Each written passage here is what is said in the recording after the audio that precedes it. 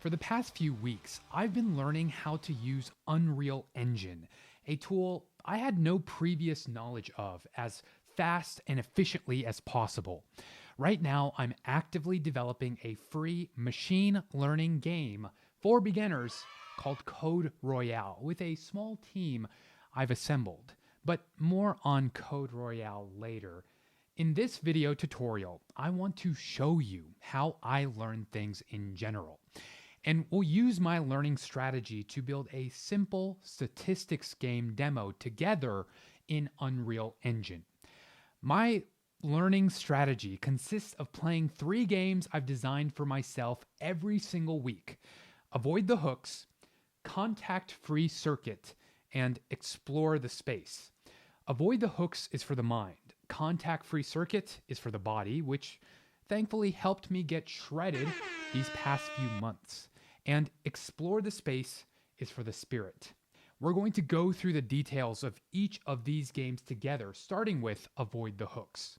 The goal of Avoid the Hooks is to successfully complete a minimum number of hours of dedicated learning time every week while avoiding algorithmic hooks. The beauty of recommendation algorithms are that they can help us find a learning resource we didn't even know we wanted. But their curse is that they're optimizing for our attention, not to educate us. The way to reap the benefits of algorithms without getting unintentionally hooked is to intentionally set aside dedicated learning resource discovery time. And during that time, we are consciously working alongside recommendation algorithms to find the optimal learning content for us. I use sticky notes to keep track of my day, week, month, year, and 5-year learning goals. Very motivating. The way I keep track of this goal, i.e. my feedback system, is my Pomodoro Score. I just use a Chrome extension to remind me when it's time to periodically take a break and reset my mind. I also set my phone to grayscale mode to avoid being hooked by color manipulation, and have my app usage chart prevalent on my home screen to keep track of my activity. So as we avoid the hooks, let's search for an optimal learning resource for Unreal Engine on Reddit. The upvote functionality of Reddit means the most popular resources will be at the top. We can open them all up, and I definitely prefer video playlists to start learning.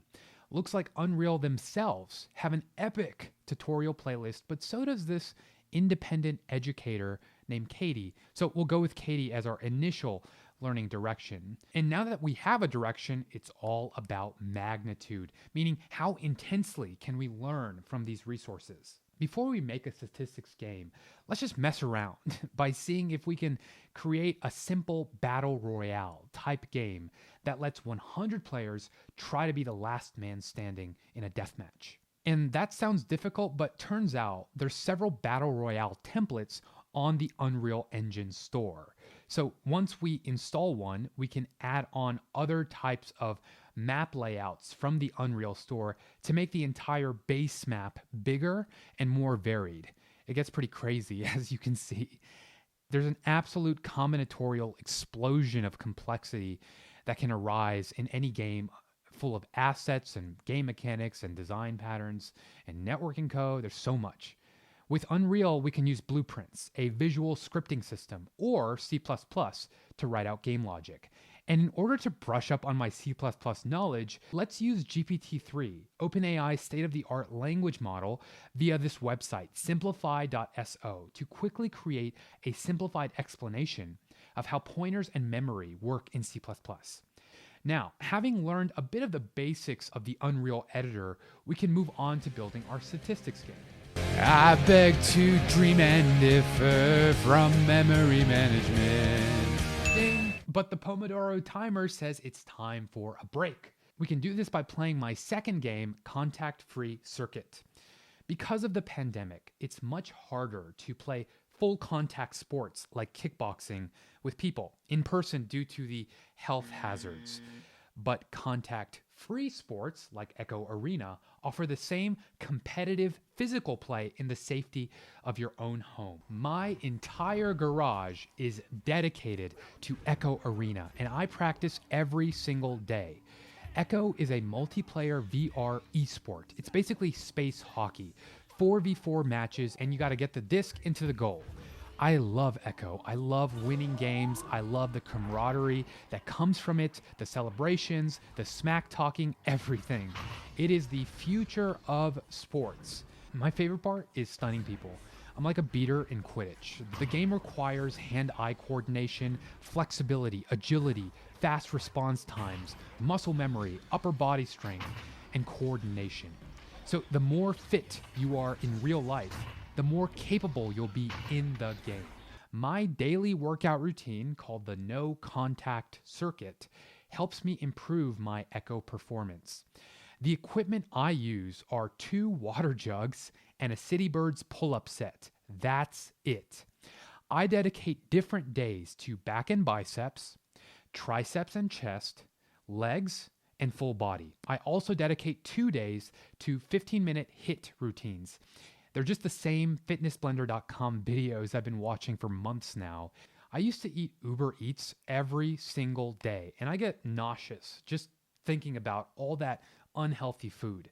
We have to unlearn our addictions, avoid the hooks, remember, the overstimulation of fats and sugar and salt and oil that food companies use to addict us. While I used to salivate for cheesy nachos, now I salivate for fresh beets and rainbow carrots. Seriously. It didn't happen overnight, but with time, your body will adapt. I follow a 16-8 intermittent fasting diet, and in that 8-hour period, I eat twice. My first meal is lunch, which is a plant smoothie I blend together. It's delicious. And I've actually been growing my own little garden for the first time. It's been such a joy growing tomatoes and pumpkins and collard greens and all sorts of hot peppers. I often pick out plants, blend them, and consume them the same day. I also have 4 little protein factories. Chickens, who I've had since they were babies, and hopefully they'll soon lay me lots of eggs.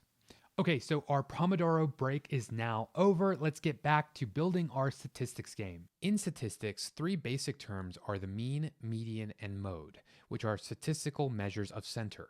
The mode is the most common number in a collection of numbers.